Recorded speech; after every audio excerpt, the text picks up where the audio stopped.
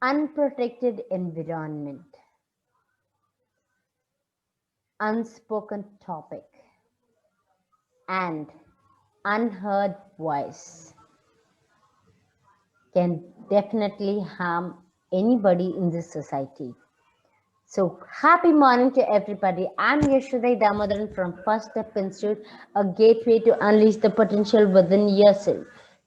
I'm a Posh consultant, and my consultancy has 50 wonderful Posh consultants who are spread across India to help companies to stay safe and provide a safe working environment to their employees.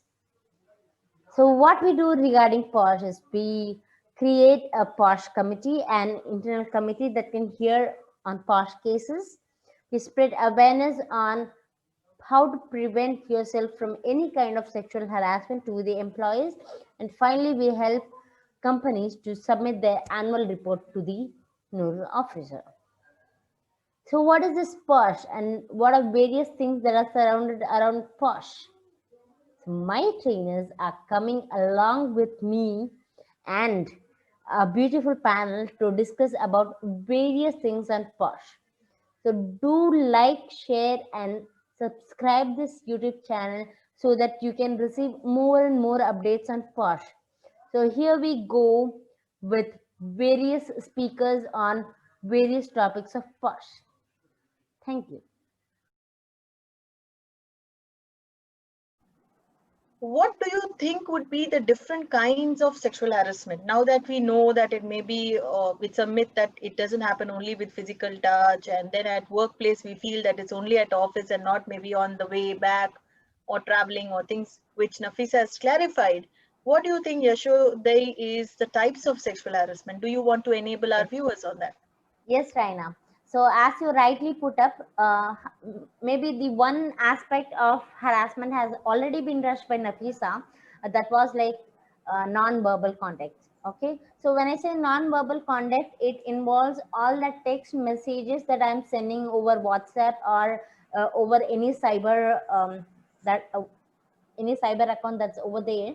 Okay, so even staring or I mean, I'm not directly coming to you, touching you. Okay, or even I'm not talking to you, but just I'm staring you or I'm writing something which will make you uncomfortable. Okay, so those kinds of non-verbal harassments are also a type of harassment. So basically there are five types of harassments: verbal, non-verbal, physical, quid pro quo, and hostile environment.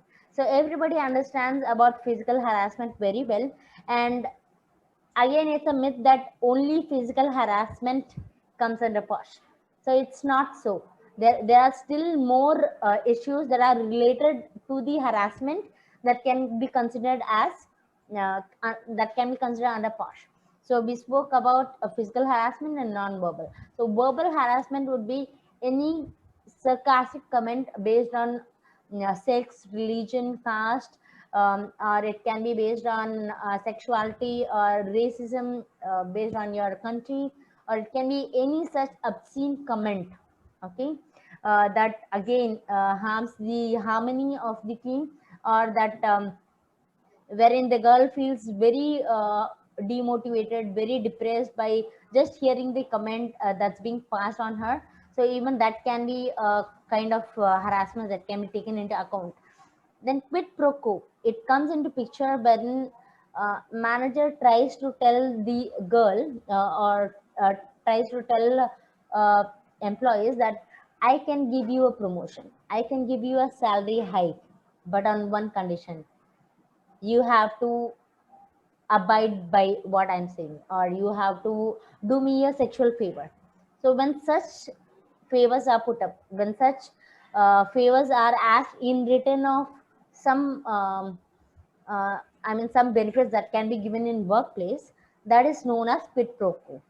And when girls are very strong, very bold, very courageous, and they just straightly object to this, okay, what happens then? There is a hostile environment that is created for them. Okay, so either all the employees around her starts talking between both the managers and the girl. They start linking up. They start telling some rumors. Okay, or manager can give her so much pressure. He can also demotivate her in her work.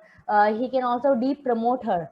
Okay, these are all the various ways in which a hostile environment can be created for a girl who refuses to do a sexual favor. So yes, Raina, these were the 5 types of harassment that can also happen. And all my viewers, if you come across any simple harassment also, okay, please tell no to the person who is harassing you. Be strong. And if they are not listening to you, then definitely there's an IC committee to help you on this case.